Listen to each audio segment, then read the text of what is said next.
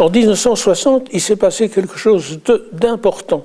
C'est que l'INR a fait place à la RTB. Et la RTB, c'est autre chose que l'INR. La RTB donne une préfiguration de l'évolution de la Belgique future. En 1960, c'est la première institution qui a été scindée en deux organismes, un organisme francophone et un organisme flamand, chapeauté, il faut le dire, pendant encore un certain nombre d'années par un institut des services communs. Mais j'ai été désigné comme directeur général des émissions françaises de la RTB, et là, j'ai eu à gérer l'institution, et j'ai eu aussi à réfléchir sur l'évolution d'une institution comme la radio-télévision qui connaissait des bouleversements dans sa technologie. Et ce n'était pas seulement des bouleversements dans la technologie, c'était des bouleversements dans la société. Lorsque je deviens directeur général de la RTB en 1960, le Congo vient de prendre son indépendance.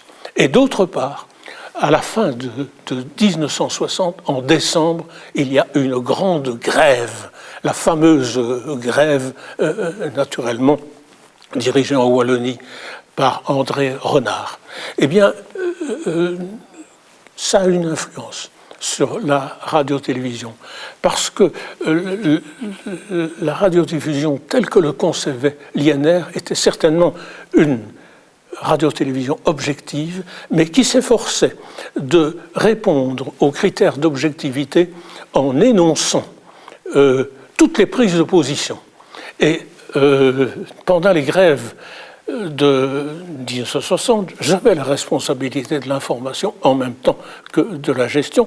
Je me suis rendu compte qu'on était objectif parce qu'on citait successivement tous les communiqués qui étaient publiés à gauche et tous les communiqués de syndicats, tous les communiqués de partis. C'était incompréhensible. Je me suis rendu compte à ce moment-là qu'il fallait absolument faire une autre radio, et une radio qui soit vraiment objective, qui par exemple, à l'occasion des grèves de 1960, savait résister aux pressions du gouvernement, mais qui savait aussi résister aux pressions des syndicats. C'est un objectif que je me suis donné tout le temps, et si vous voulez, c'est un objectif qui est vécu. Ce n'est pas ça ne se traduit pas que superficiellement dans des textes, mais cela a été vécu de cette manière-là, et je me suis efforcé pendant toute ma gestion d'assurer une indépendance journalistique qui, je crois, a été reconnue et qui fait d'ailleurs partie d'un acquis historique. Aujourd'hui, on n'imagine pas qu'il puisse en être autrement. Mais c'est grâce aussi à la loi de 1960 qui explicitement a déclaré qu'il n'y avait pas de censure pour la réalisation des émissions de 1960. Mais cette période est encore marquée par des modifications beaucoup plus grandes sur le plan éthique et moral.